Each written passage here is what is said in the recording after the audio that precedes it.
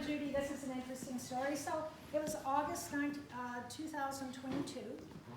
We were at a bocce tournament, world tournament. Yeah, we were supposed to be playing bocce. Tom was there. Yeah. I walked in, and the very first person I met was Judy. I sat down in front of Judy, and 4 hours later, I got up. And what fascinated me about Judy is that she is a manners lady and has a heart for manners. And we were discussing this because our culture out there today, as we all know, is really lacking on a lot of, what we call good manners and just thoughtfulness and kindness. And I have 6 grandchildren, and it was always so interesting to me that no one else seemed to really do anything about it. And then I met Judy, and Judy was doing something about it. She wrote a book, and she had CDs, and she was talking about changing the young people so that they would be cognizant of good manners. So we spent 4 hours together talking, and then after that I found out that she lived nearby, and so we've been good friends ever since. And now, Judy, you're going to introduce your... This is my walking partner. If you're in our Friday morning group, put up your hand. Friday morning walking group. Great, you're all welcome to join us 8 o'clock down by the pier, right? I've met so many people since I've met you. Okay, so Edith, I'm so grateful for you and all of you that are here and taking your time to be here. And as I look around the room, I'm just so grateful for each of you. I know each of you in a different way. And just thank you for being part of my life, especially since Ned and I moved here to South Surrey. And we just love it down here. And so Edith, thank you for hosting this and honoring my daughter. Like all she wanted for Christmas from her daughter was my daughter's book, The Soul of Civility. So that really blessed me. Thank you, Edith. And they're being passed around. If you want to look at it, they'll be available after. For me, as a mom, how cool is it to be able to travel with my daughter to over 25? Is this our 25 cities? From Washington, D.C. to a reception at Parliament. She's spoken at about 20, maybe 15, 20 law schools, the Federalist Societies across America. She'll be speaking at Trinity Western tomorrow, if any of you would like to go. How many of you went to Trinity, or you had kids that went to Trinity? See? There you go. Keep praying for our school.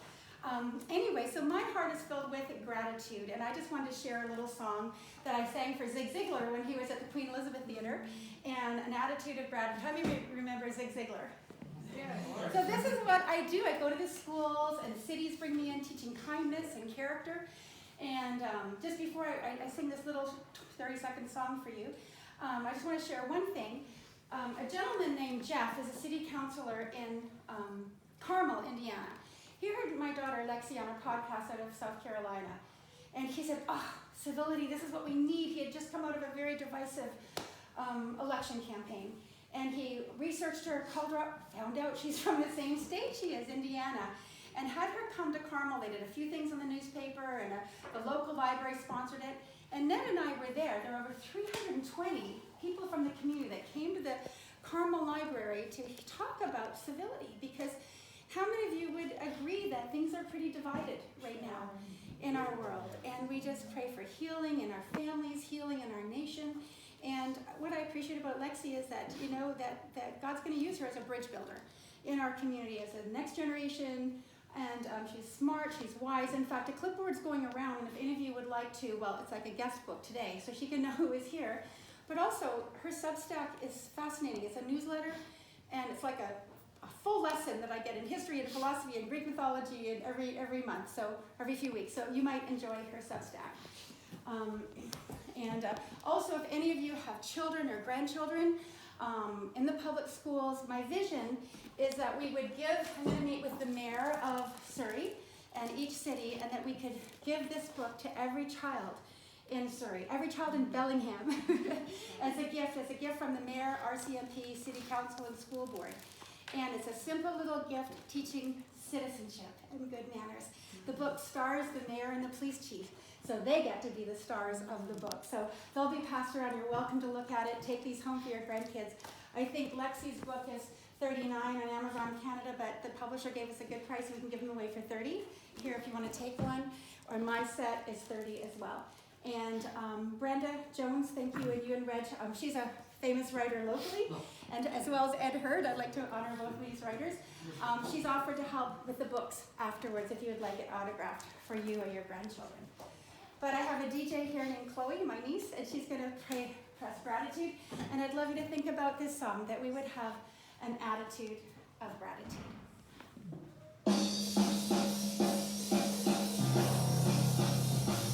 You have enough to eat and a place to sleep, healthy mind and 2 strong feet. You see, life is really sweet. A thankful heart just can't be beat. If you want a good attitude, if you want a good attitude, show a little gratitude. Goodness gracious, gratitude. Please don't cry, don't complain. Every whiner is a pain. Thank you, Dad. Thank you, Mom. Thank you, God, for all I have. If you want a good attitude, if you want a good attitude, show a little gratitude. Goodness gracious, gratitude. Turn to the people beside you and give them a high five. Say, glad you're here. Glad you're here. Glad you're here. Thankful. Linda, ready? Sing it with me.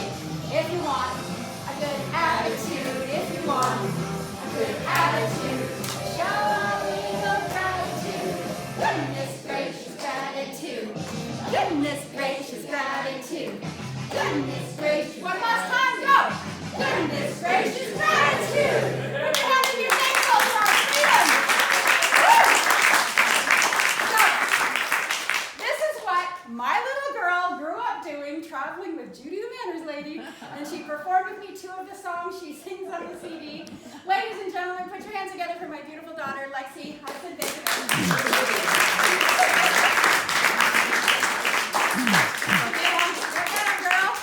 She grew up, didn't she? Thank you, Mom, and thank you so much to Edith and Tom for this gracious hospitality and opening up your home and inviting, and to each of you for joining us this afternoon, a little bit of your Sunday afternoon, to talk about this most important question of our day, which is how do we flourish across deep difference? There's no question that we live in a very divided moment. We feel that viscerally. We're reminded every day of how high the stakes are and how important these conversations are that we're having every day.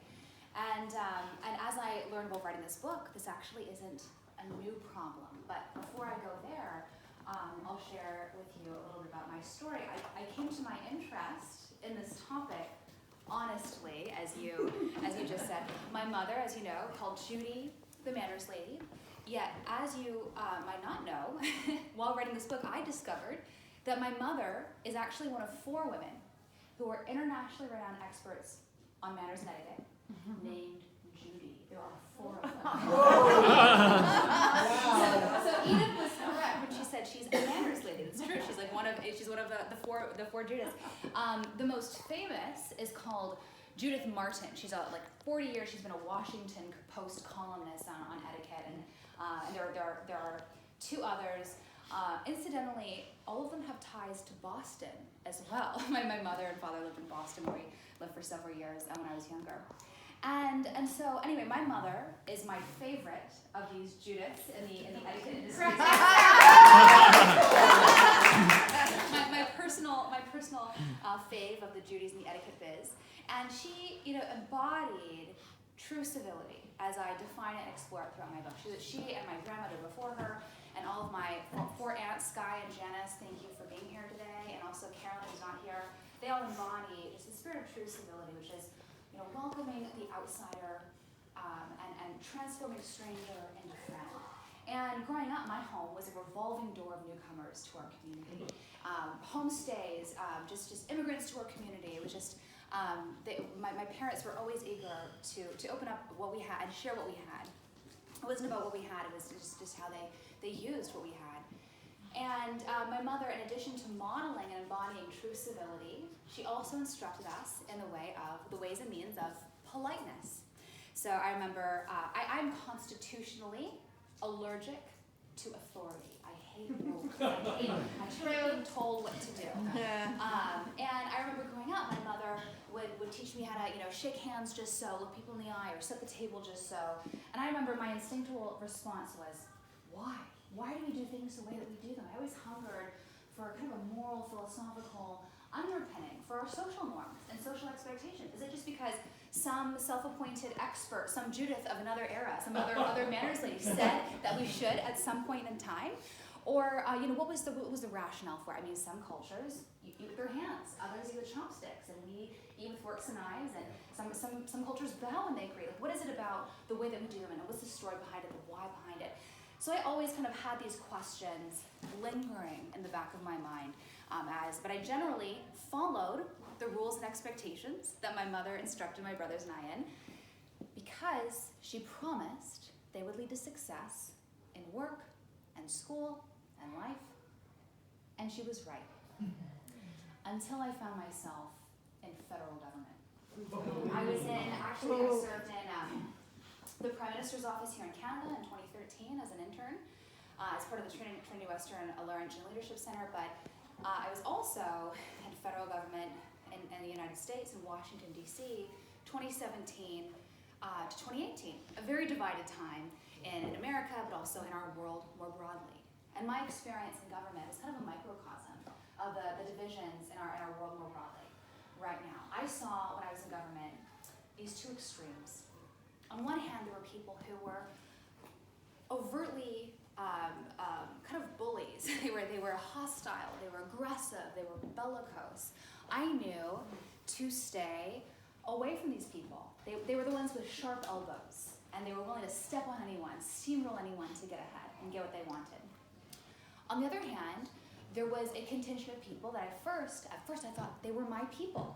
They were polished and poised and polite, but these are the people who would smile and flatter me and others one moment and stab us in the back the next. And this second contingent really perplexed me, because one thing my mother had said growing up was that manners mattered because they were an outward expression of our inward character.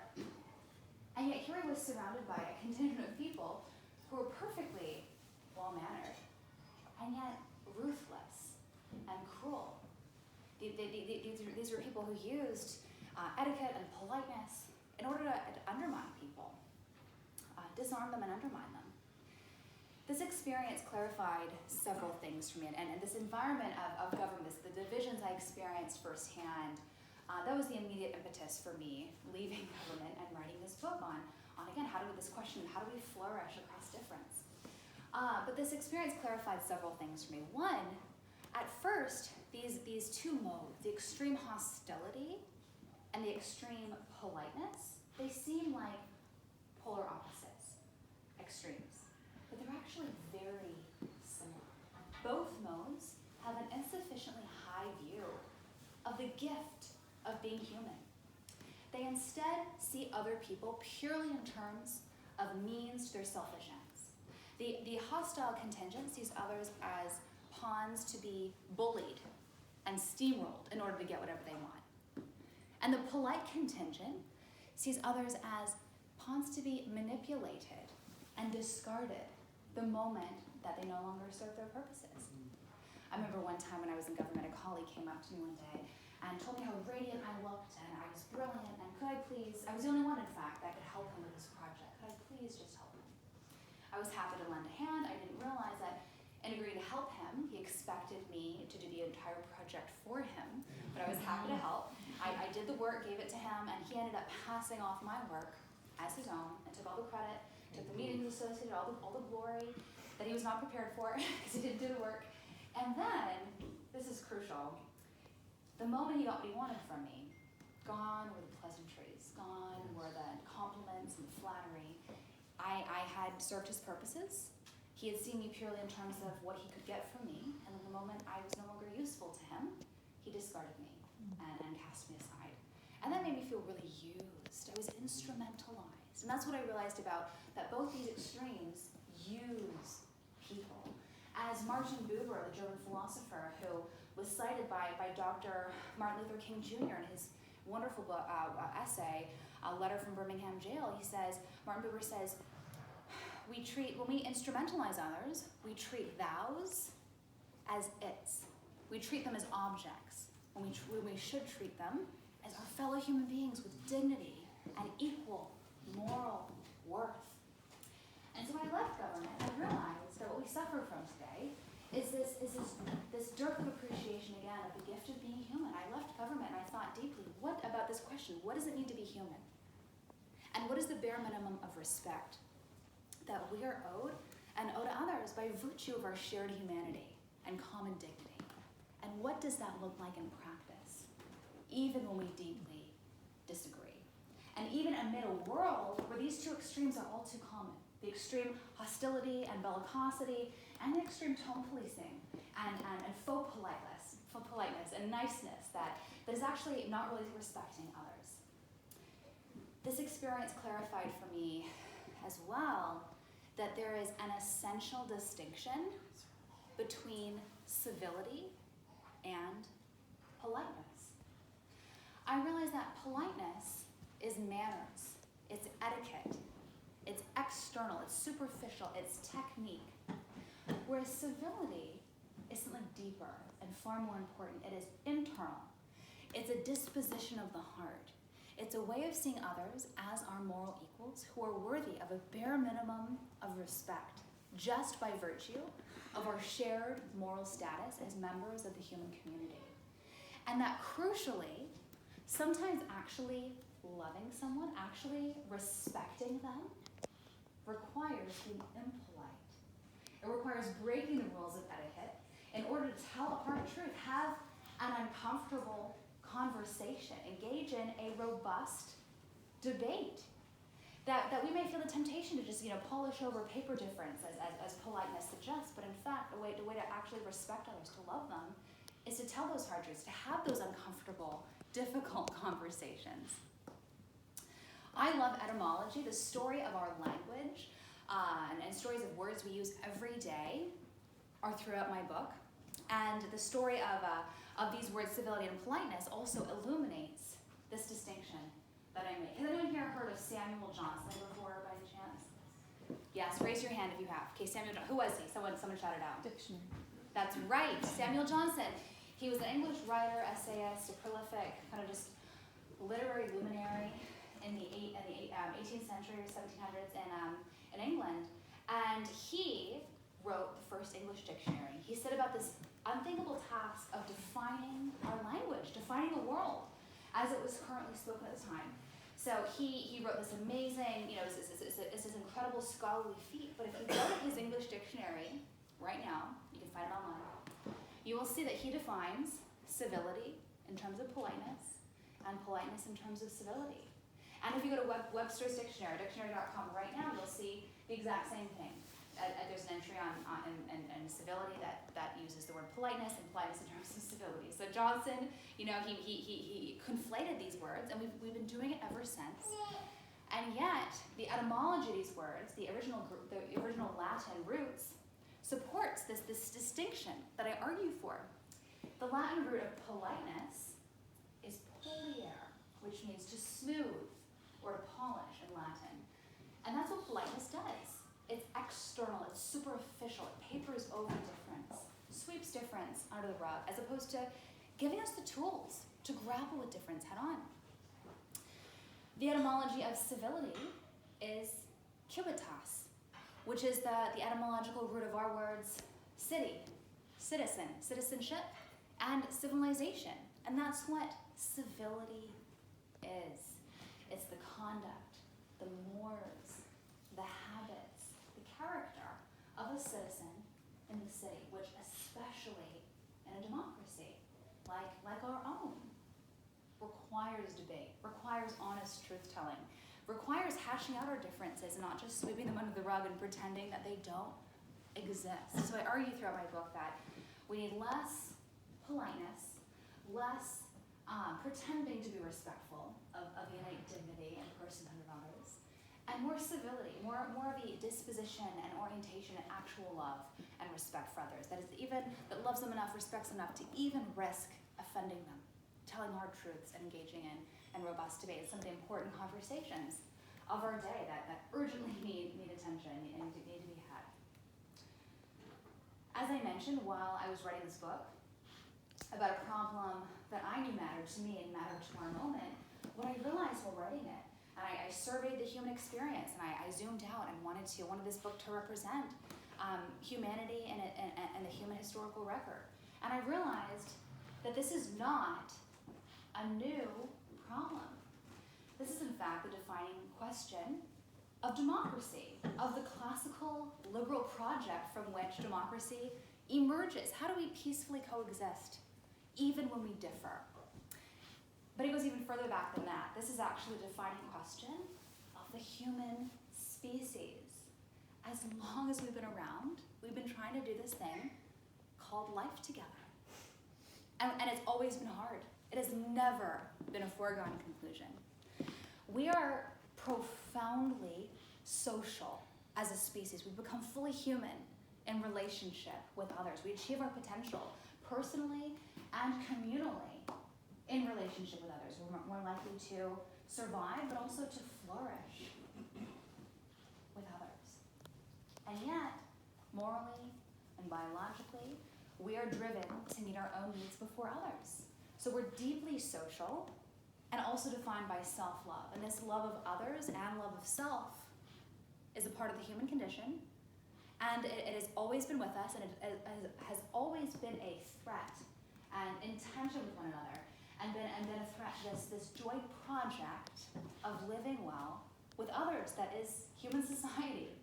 So this is a timeless human problem that goes and remarkably, as I learned while surveying this question and etiquette manuals and civility and ethical manuals from across history and across culture, the solution is also remarkably timeless.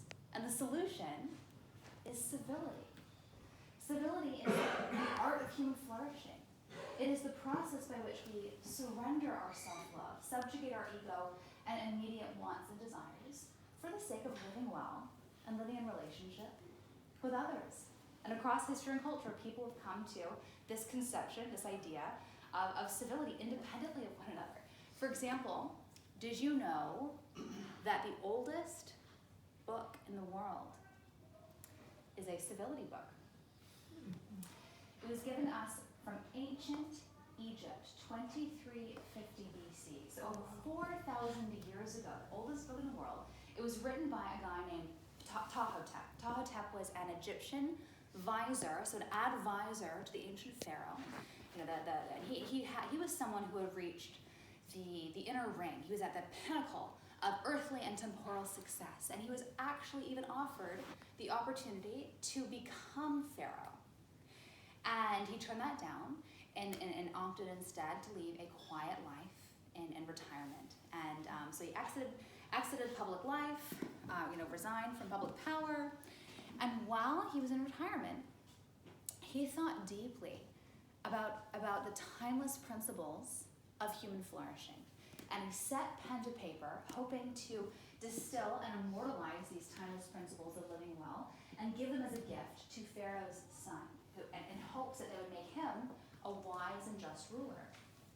But his maxims, his teachings that are known to history now as the teachings of Ptahhotep were actually widely consumed in ancient Egypt and probably even made it to other parts of the world. For example, so many parts of the ancient world revered the sophistication and refinement of ancient Egyptian culture. For example, the ancient Greeks were constantly roaming and coming in and out of Egypt, so it's possible that this reached other parts of the world as well.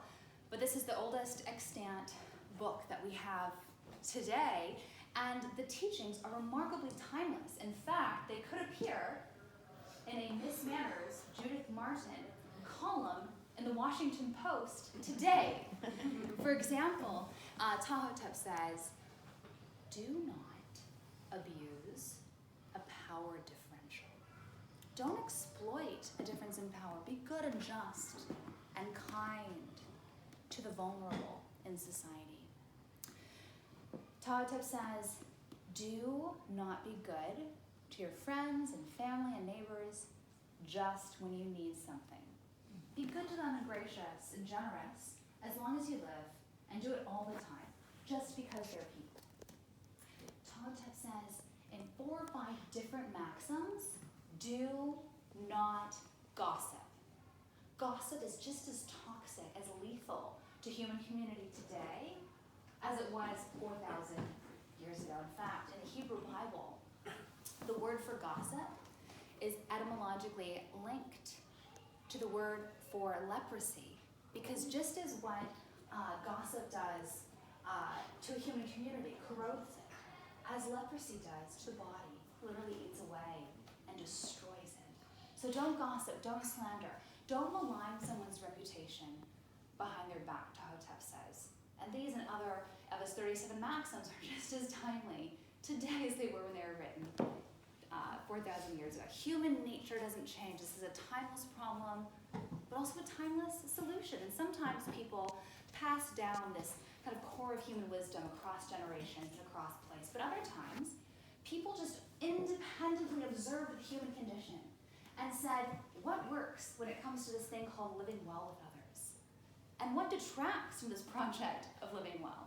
And let's do more of what works and try to avoid what doesn't and see how that works for us.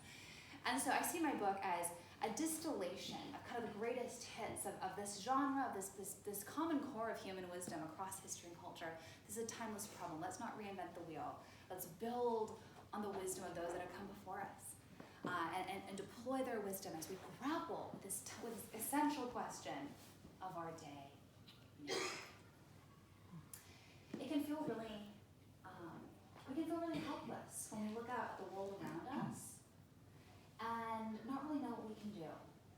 You know, every day there's a new headline, a new scandal. We can't control who's in Longevin building in Ottawa or who is in the White House in DC, and we can't control who's tweeting what and who's saying what. And it feels like there's just so much outside of our control when it comes to how to resolve this timeless, intractable problem. But I actually learned firsthand that we have way more power to be a part of the solution than we realize. I call myself a refugee from federal government. I came home from work one day when we were in DC, and I said to my husband, I am done with politics, I am done with DC, let's move to Indiana, I said, which is where he's from originally. And we talked about one day moving there to be closer to his family and to raise a family of our own. And my husband smiled and said to me, okay, sounds good. We'll move to Indiana. No take-backs. And a few months later, we've been there 6 years now. 6 years in April. And when we first moved to Indiana, it didn't quite feel like home. We've all probably had that experience where we moved to a new place, a new school, a new community, a new job even. And it takes work to cultivate community. It doesn't happen organically and naturally. It takes effort, it takes concerted effort. And one day at church, a woman came up to us and she said, hi, I'm Joanna Taft. Would you like to porch with us sometime? And I'd never heard the word porch used as a verb before. But I was curious, and we didn't know any people in town, and so we were glad for the invitation. We went to her house that afternoon. And on her great big front veranda, on her turn-of-the-century historic home in Indianapolis, that day, I realized that Joanna is staging a quiet revolution against our atomized and divided status quo. And I realized that actually we can too. On the porch that day, Joanna had curated people across race, across politics, across class, across geography even. I mean, there's much that is the same about this problem as we've explored so far. There's also a lot that is different. Some challenges that are in fact unique to our moment. For example, social media, that wasn't around 100 years ago or 50 years ago even. And the way in which one person's mistruth or hate or vitriol can now affect millions, an instant. You know, Winston Churchill says 70 years ago that a lie gets halfway around the world before the truth has a chance to put its pants on. And that's even more true now in the era of social media.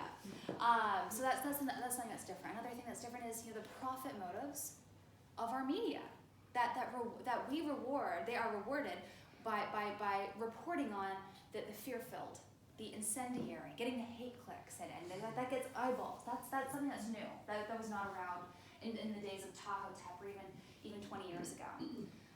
Another thing that's different is that it's incredibly easy to go about our lives and not really encounter people that we don't want to encounter.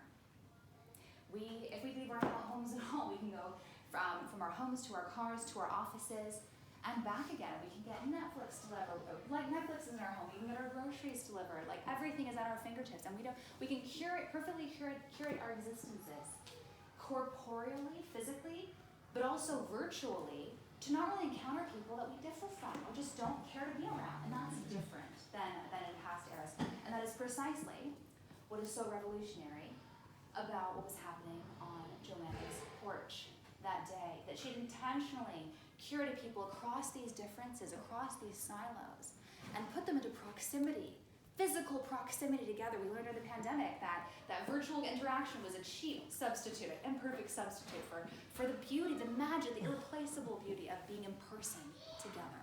Mm-hmm. And that's what was so beautiful about a shared space with people across these differences.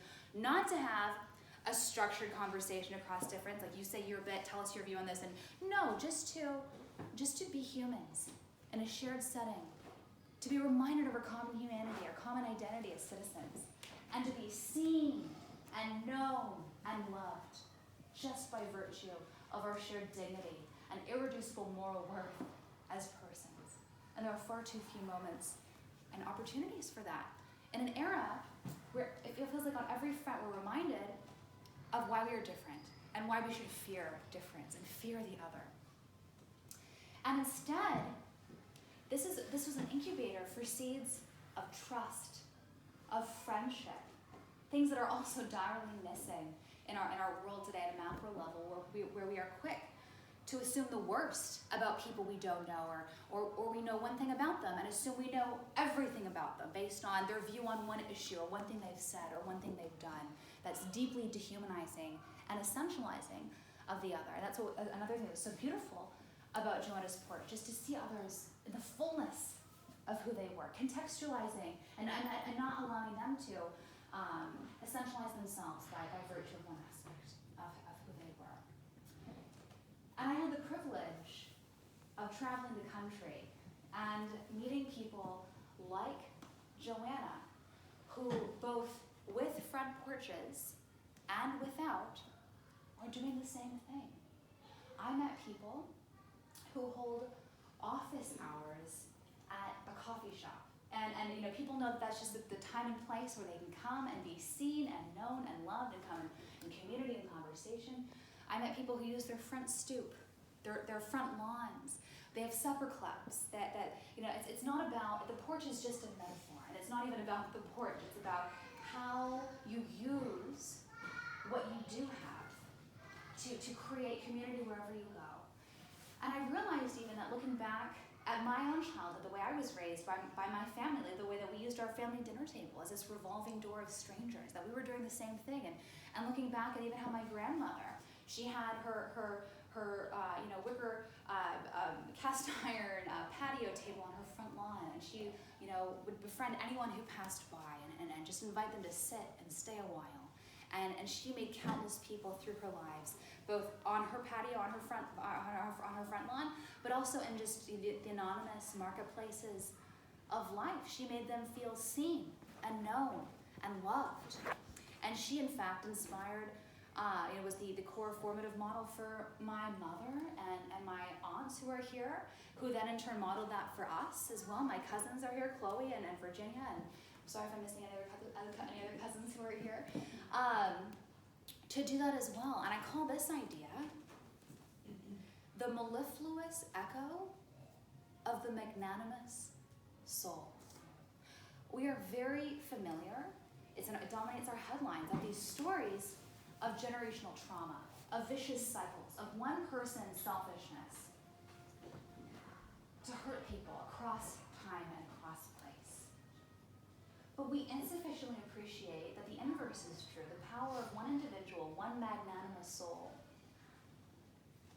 with how they live their lives to create a mellifluous echo, to create the world, a brighter and more beautiful world by brightening the lives of every person that they meet. Instead of a vicious cycle, putting into play a virtuous cycle, which is exactly what my grandmother did, how my mother and her sisters live their lives, and how I aspire to live my life as well for my children to see, and to brighten my community as well. And what Joanna, my mother, my grandmother all have in common is the reality that they realize that there are big and serious problems in the world, but they can't control others. They can't control what's happening day to day in Washington and Ottawa and other parts of the world. All they can control is themselves. And they are choosing to reclaim their civic sphere and make the world a better and brighter place from right where they are. And we can too. We have far more power than we realize to either be a part of the problem and lead our lives in ways that sow viciousness, that sow mistrust, that sow discord in how we interact virtually and even in person, or to have our lives be part of the solution too. And it's not just in the big ways, how we interact when we're tested, when we're confronted with someone who has an idea that we deeply think is deeply immoral, deeply wrong. It's in the small ways too. How do we elevate life's everyday junctures? How do we become artisans of the common good? How do we affirm the dignity and humanity of our taxi cab driver, our clerk at the grocery store? How do we not miss an opportunity, but take advantage, maximize every opportunity to make people, those that are around us, feel seen and known and loved? And that's the stuff that supports our democracy and our flourishing as a society, that how we interact every day has very big consequences to the survival, flourishing of our species and our freedom as well. We have way more power to be a part of the solution than we realize. And I believe deeply that the more of us who choose to reclaim the soul of civility, that maybe, just maybe, we might be able to change the world. So thank you so much to Edith and to Tom for hosting the West Coast launch of the book. This will be my 30th city that I've been in the 4 months since the book has come out. 30 cities, 100 events, and still many more to go. I'm really grateful for you opening up your home and welcoming us here. And thank you again to each of you for being here. And I'd love to sign a copy of the book for you, as I hope you will take one home. And just a real privilege to be here and share these ideas with you. Thank you for having me. Because some people have asked if we could have a Q&A after, and so if you have any questions for Lexi, just speak up loud, ask her questions. Married, 2 kids, send. One in the way. So go ahead, and any questions you want to ask us, Roxy or anyone. Have you met my parents? This is my husband, Ned, Lexi's dad, if you haven't met my husband. So, if you have any questions, feel free to ask. Here's an easy one for you. Sometimes you get family members that want nothing to do with you. And you love your family, you want to engage, and they want nothing. Yeah, it's a great question. I write about this in the final chapter of my book on which I call misplaced meaning and forgiveness.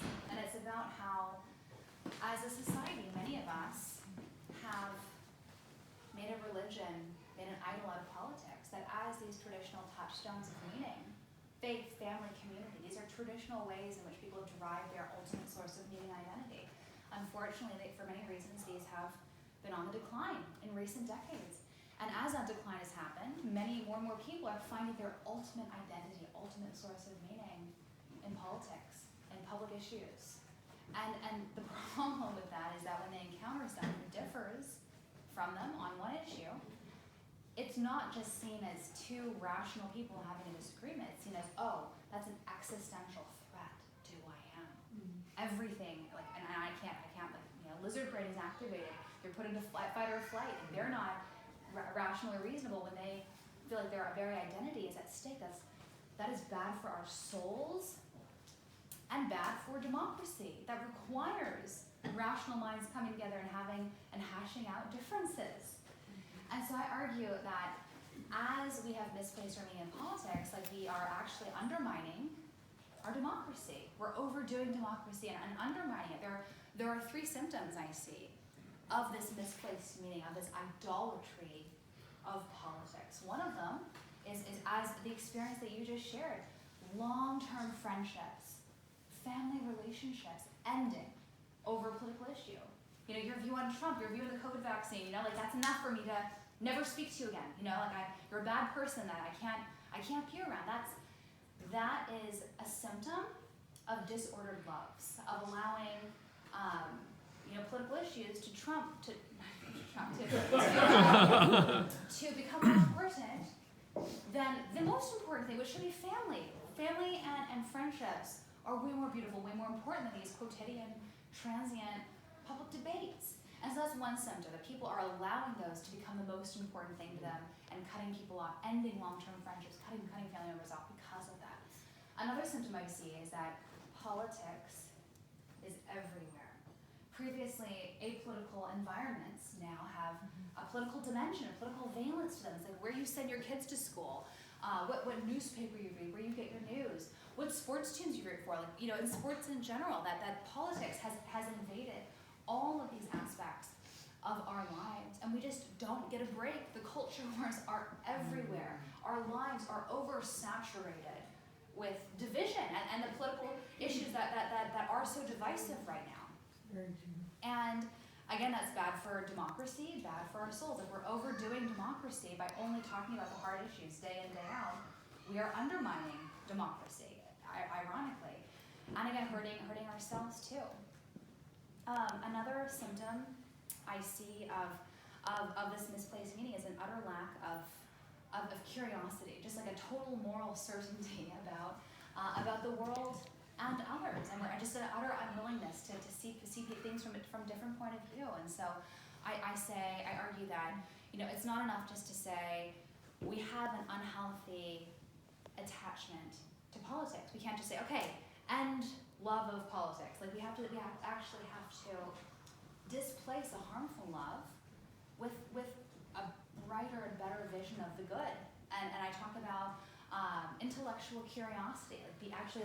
Curiosity breeds curiosity. So like asking questions. You know, you're confronted with an idea that you despise, and you say, "Oh my gosh, you're crazy. How can you think that?"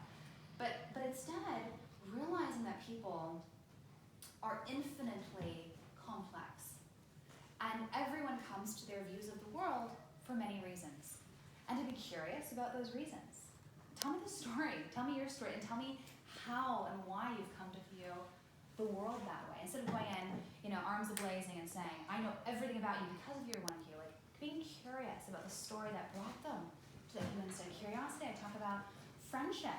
Like having friendship, especially cultivating friendship across difference, where you don't talk about the difference. I think it's perfectly okay at family dinner tables, for example, to not talk about politics. That there are more important things than political issues, and to in fact just celebrate the love and the bonds and the familial context that is those venues, that not all places are appropriate or necessary to talk about the divided things. So I talk about, you know, curiosity, I talk about friendship, especially across difference, and I talk about beauty and the sublime. You know, walking on the beach on a day like today, and the ferocious whitecaps crashing on the shore, or staring up at space at night. There's this guess how many people have gone to space. Just take a wild guess. In the history of mankind, how many people have gone to space? 80, okay. 200. 200? 30. 30? It's actually about 600. It's a little bit more than what you guess. In the history of space travel, it's been about 600. And of these 600 people who have gone to space, they all report on this experience of being above our atmosphere and looking down at the world and being overwhelmed with a sense of terror and awe and wonder and sadness and joy all at once. Wow. William Shatner from Star Trek, he went to space, and he has this lovely essay you should all read that describes this concept that scientists have called, it's called the overview effect. And it's this experience that people have of being in space and looking down at the world and Earth and seeing the fragility and the vibrance in life, the vibrant blue and the vibrant greens, in this vicious vacuousness of an infinite space that is so non-conducive to life of any kind. And seeing that there are no borders, there is no language barrier, there are no political differences, and just being filled with a sense of humility and awe and wonder at the beauty of humanity and the preciousness of life, and that changes you. And that overview effect is encountering the sublime. The sublime, so something beautiful is something that makes you feel nice. The sublime is something deeper and richer. The sublime actually makes you feel terror, a sense of awe and wonder, and you feel a sense of smallness.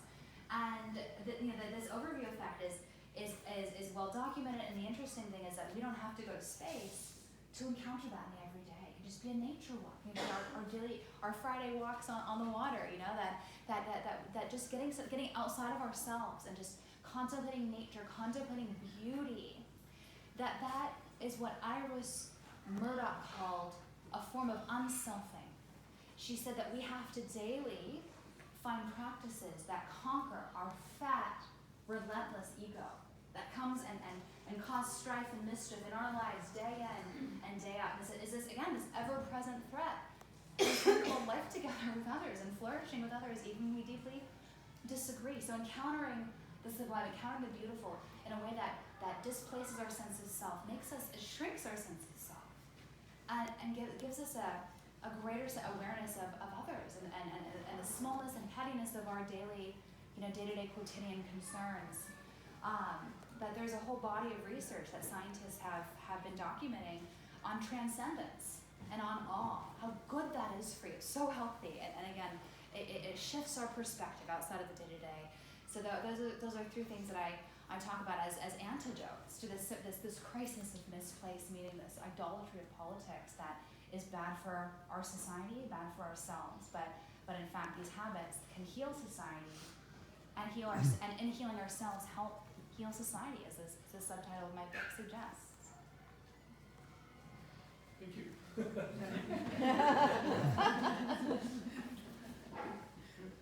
Ed, what question do you have? Yeah, Charles Dickens in 1841 wrote an amazing book about the United States.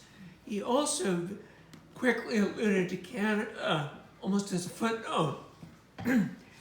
He said Americans were wonderful people, but then he critiqued them, which they weren't used to. He said they suffer from universal suspicion.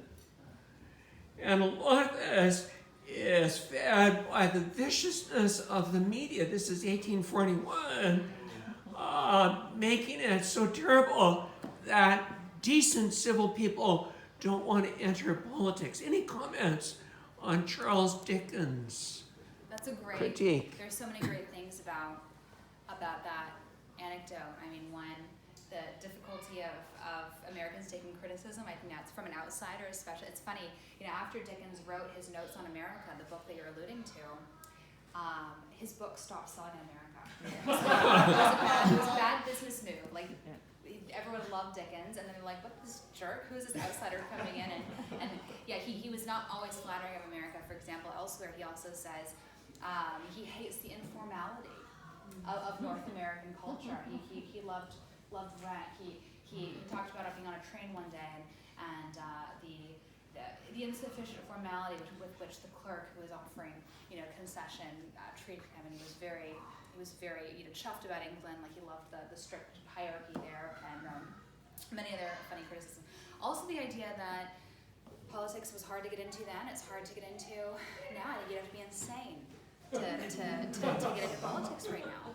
Like, I see, no upside, like, why would you put your family through that? But like, it's the incentives are so bad because, it makes good people not want to vacate public space, and that's of course bad for public life, but that's the reality, that's the reality of the culture that we live in right now.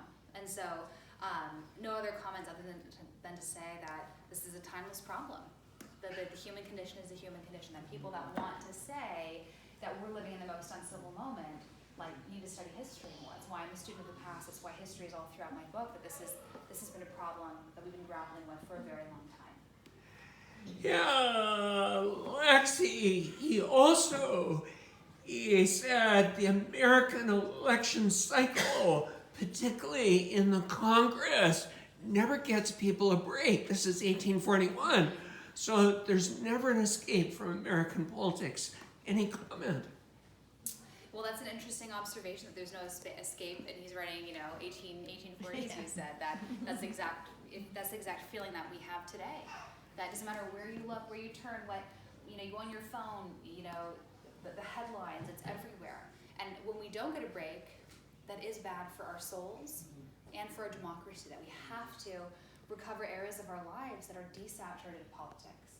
We have to, for the sake of our souls and for the sake of democracy. And our children. And our children, exactly. Thank you so much. Oh, one more question, okay.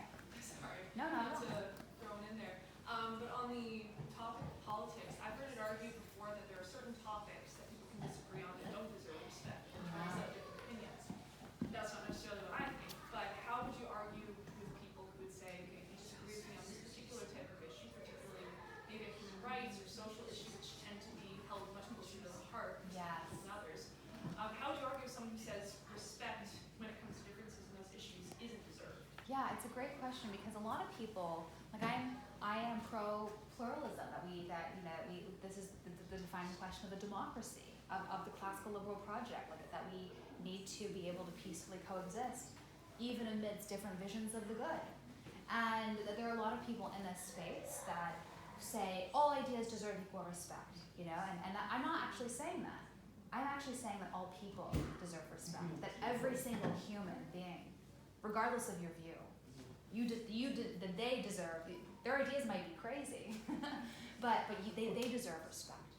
And what does that respect look like in practice? And how you can embody that in your everyday is exactly what my book explores. It's a handbook for how you, in your everyday, can be a part of healing these deep divisions.